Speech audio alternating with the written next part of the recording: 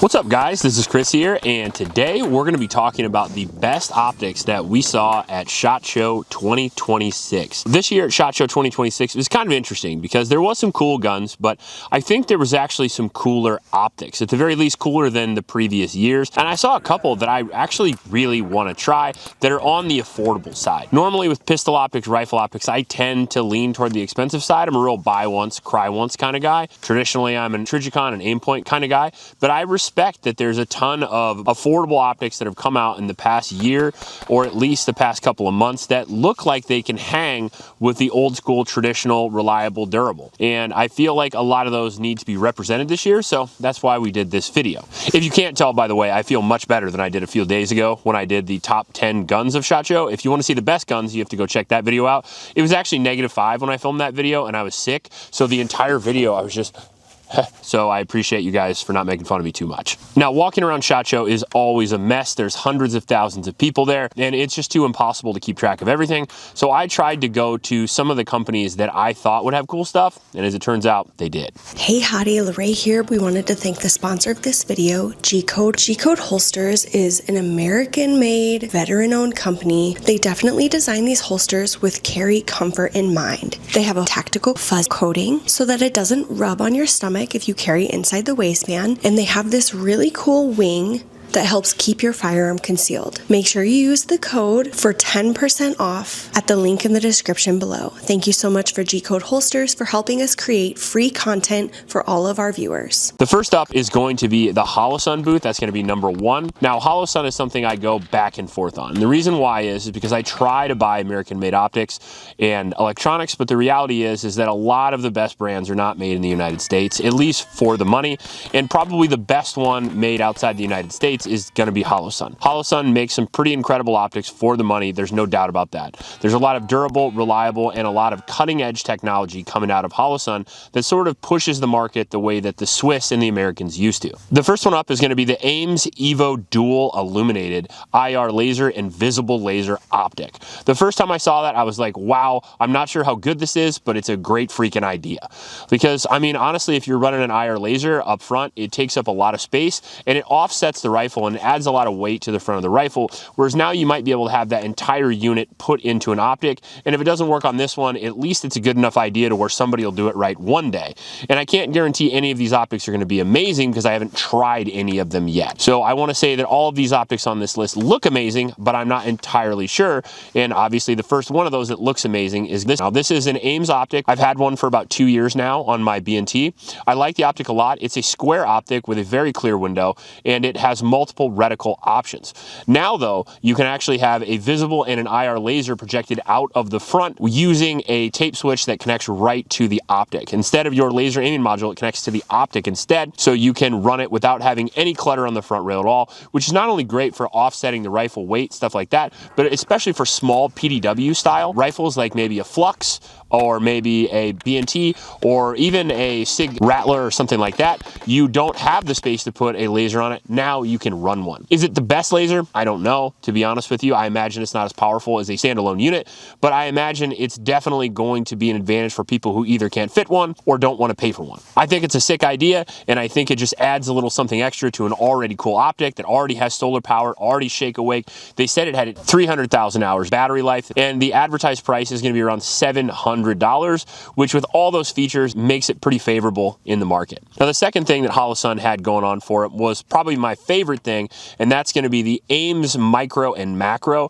The Macro looked really, really cool. Imagine like the Holosun 507 Competitor series, but imagine it completely enclosed with better glass. I mean, it was perfectly clear glass. It was a giant optic that you can see really, really well through, and it was enclosed. It was the first optic I've ever seen that you can run an enclosed optic on your pistol, so you don't get stuff in it, you don't get mud or rain or anything like that, you don't get lint in the optic, but now it doesn't sacrifice visibility through the optic. I mean, it literally looked like I was looking through a SRO or something like that. Huge window, easy to see, not a very cluttered outer window as well. That's the important thing with an optic, is not so much the visible window, but how much clutters around the outside, how much is going to clutter your sight picture when you're transitioning targets. It looked great to look through, and it had a lot of specs that made me very happy, including it had green and red dots available. It also has gold dot now for people who are either colorblind or have astigmatism, which is very cool. It has 8 different reticle brightnesses and 4 night vision brightnesses, which is pretty amazing. On top of that, it has a sensor up front, so it has an even better auto adjust than the previous models, and it also runs solar power as well as an unbelievable battery life. I think that could be one of the better pistol optics on the market if you want to buy outside America, and I believe that is going to be around $450, making it a very, very good option if it is as durable and reliable as they say. Next up at number 2, we have the Viridian Bodyguard 2.0 optic, which was sort of all the rage at SHOT Show, and I actually got to shoot one of those at the Viridian booth at Range Day, and they had it on an M&P Bodyguard. Now, the issue with the Bodyguard is that it's so small and so light that the optic community has not caught up, and there are not optics that are skinny enough and small enough to really fit on the Bodyguard without looking kind of dumb. Now, you can cut a few different optics, like especially the Shield RMS pattern optics, but they hang off the end a little bit. This one, you don't have to get it cut at all. It actually attaches as soon as you take off the rear sight, which is very cool. Now, the optic only comes in green, or at least that's the one I used. It's a 3 MOA optic, and it is extremely lightweight, so hopefully it doesn't mess with the reciprocation. In the 2 or 3 mags I shot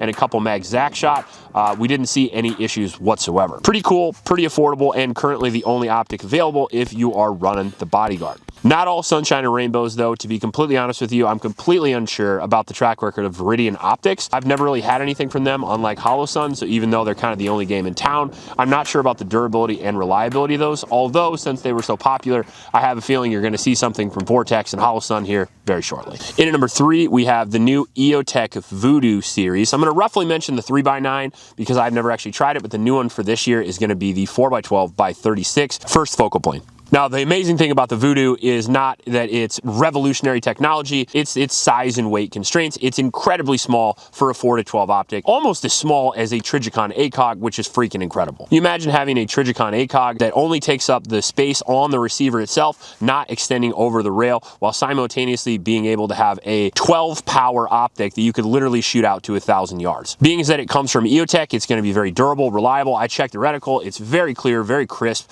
nice, easy to see. Obviously, you have all the track record and durability from EOTech, and the MSRP on that guy isn't bad either at around $1,200. So if you want the smallest, most compact 4-12 optic I've literally ever seen, go check out the Vudu. Now, in at number 4, we have the Canik optics, the Phantom and the Onyx XL. Now, the Phantom is an enclosed optic, which we already did a short and kind of a full video on because I was pretty excited about it. Very similar to a Holosun style of enclosed optic, except for it has a little bit of ergonomic differences in order to offset impact when you drop it, supposedly making it more durable. It was also extremely clear. There was no blue tint in either of these optics, making them really impressive, especially because both of them come out around $250. Now, the Phantom is the enclosed duty style one, so if you want a nice enclosed optic, very similar to, again, the Holosun series or the Vortex series, you can get that. The one I'm slightly more interested in is going to be the Onyx XL because it seems like an affordable Trijicon SRO. Also, supposedly very durable. They said they did tons of drop tests on it. They have very, very clear optics through the glass. They also have sensors in the front, so you can have an auto adjust feature, and they do have a crazy battery life as well, all for around $250. And again, if you want to see those full videos, feel free to check those out on my channel, but I think you'll be seeing both of those optics on my channel this year. But again, an amazing year for incredible, affordable pistol optics. And now, in at number 5, we have the new Aimpoint optics. One I'm going to briefly talk about first is the new Aimpoint Duty. Basically, all they did was add a circle dot reticle. We have a lot of agencies where they want reticles and red dots. Yep. Some guys want dots, some guys want reticles. Sure. So it gets weird because, like, well, they want one contract.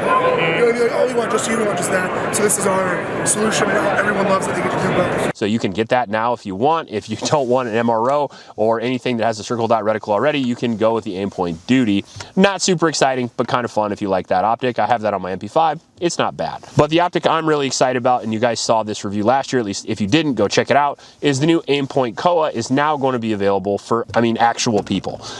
For like 6 months, nobody could buy one of these unless you were in a government unit of some type. Now they're not only available on the Glocks like they were supposed to be, but you can get one on the M&Ps, the Springfields, and several other companies as well. I did see one on the Springfield Prodigy at the Springfield booth, but more importantly, I saw one on an inline ported M&P at the M&P booth, and that's the one I'll be going for. Now the Koa, if you're unfamiliar, is basically the new generation of the Aimpoint Acro, because the Acro's kind of dumb. It's a big mailbox and it clutters your field of view and it kind of sucks. Whereas the Aimpoint Koa is exactly the same size, but it eliminates all the clutter, which makes it seem much nicer to look through. The optic is clear, it's more durable, and the cut on the Koa, although it was very unique, kind of a pain in the ass to get. You have to buy the guns cut like that, or you have to send your gun off to get it cut. It doesn't work with an RMR pattern or anything like that. But the upside to that is that it's supposed to be the most durable interface with an optic ever. And although I can't confirm that, I can confirm it's super durable. We beat the shit out of our Koa. I mean, I purposely tried to break it for a video and it still works. So I'll just leave you with some footage of me stomping on it, hitting it, and running it over. Now that was a little more like 7 optics, but 5 has a better ring to it in the title. And on top of that, I just wanted to bring you guys some of the stuff that I thought was really cool at SHOT Show. And I will be getting all of these optics at some point this year and trying them all. All of them look very interesting, and I think we're coming into a new wave of affordable optics. I think people are pretty much phasing out iron sights at this point. Even new shooters that I see lately have optics, and I think because of that, it's driven the market to get lower and lower in price and higher in quality. So hopefully we'll see a new age of optics here in the future. Canik optics give me hope, the Holosun optics give me hope, and even Aimpoint's coming out with some affordable options, so it's impressive. If you like this video, please like and subscribe. If you want to see more content like this, let me know in the comment section below. We did some SHOT Show content this year, but you guys had such a huge reception. I think next year we'll probably do more. And if you want to see that, let me know. We also have tons more shorts available too, so if you want to see more SHOT Show content, go check out the shorts. Please step out your local homeless shelters and remember to recycle. I'll check you later.